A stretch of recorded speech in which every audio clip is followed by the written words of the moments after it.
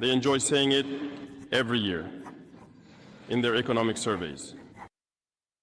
Burkina Faso is the poorest country, Mali is the poorest country, Niger is the poorest country. We are ranked among the last. Very well, if we are as poor as they say, but when the time came to take responsibility, we asked these masters to leave. Why don't they want to leave? When we take the case of Niger, for over 40 years, some countries have been exploiting uranium to produce energy for themselves. From Ottawa to Paris, the streets are lit up. That's the light. But in Niger, it's darkness that is served to us. When you go to our states, our lands are riddled with holes, everywhere in search of precious metals like gold, but often there isn't even the slightest accessible road to reach the areas where they exploit gold, let alone some basic social services. That's why we decided to revolt and take the destiny of our countries into our own hands. There are many other examples. But when we decided to do so, well, we were approached by some armchair slaves to deliver the message of their master, because they had created this kind of polymer chain that rises to the head of our states to serve them. And we came to break the chain.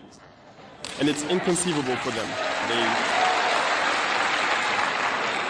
They approached us and asked us to fall in line, to become part of the elite that must lead Africa. Because they have a trained and conditioned elite that they must follow, who are embedded in that chain. We refused, Bawafat, to fall in line with them. And from then on, hostilities began. They have infiltrated our areas with several mercenaries, trainers. Agents have descended into the Sahel, hoping to carry out barbaric, cowardly attacks against our populations, hoping to incite them to revolt. In addition to these on-the-ground attacks, communication attacks, manipulation, and disinformation are rampant in their ranks. But the people of the Sahel have understood, and never again will they be manipulated. They know where they come from, they know what they are doing, and they know where they are going.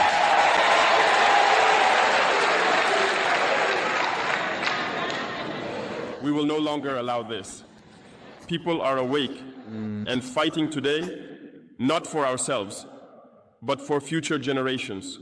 And thank you all for the fight that is being waged. This never makes us cry. We will not tremble. We will face it. We will fight for true independence, for our freedom. Because to scare the people of AS, these individuals only have 3 terms in their mouths: democracy, freedom, human rights. Of course, their local lackeys are only elected in a democratic, free, and transparent process, according to them, their values.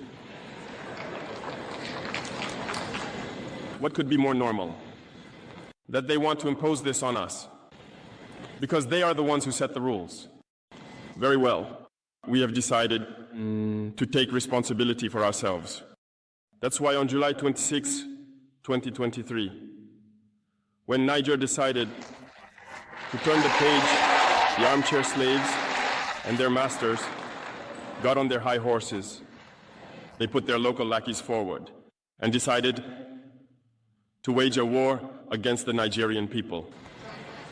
So we said, anyone who dares to attack Niger will face us, because we will wage a relentless war to the last drop of blood against anyone who dares to attack our states. This statement, this decision we made yesterday, is relevant today, and will be relevant tomorrow and forever. Thus, the AES was born on September 16th, 2023, within a framework of mutual defense. But we deemed it necessary to extend and expand the architecture of the AES. What brings us together today should allow us to venture into other areas beyond defense, notably finance and economy, infrastructure, health, education, and so on. I hope that these moments will be a story we write for the AES, but especially for Africa and the entire world. May God enlighten each and every one of us. May God inspire us in these tasks entrusted to us. And above all, when we carry out our work, let us keep one thing in mind: the supreme interest of our populations. With that, we pray once again to the good Lord to accompany us all in our various tasks, to protect our fighters, who, thanks to them, allow us to sit here and discuss the future of our states. Once again, thank you, people of Niger. Be united and in solidarity. People of the AES, the homeland or death.